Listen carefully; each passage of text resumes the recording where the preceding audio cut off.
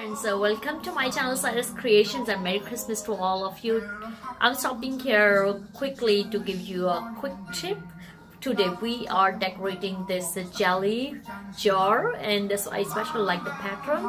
So let's see how we're gonna prepare this quick. So I have a jar here, clean jar filled with some yum goodies, and we're just gonna prepare top so can make it more festive. So I have a ribbon here. Just fold center like this, and then you're gonna pinch it.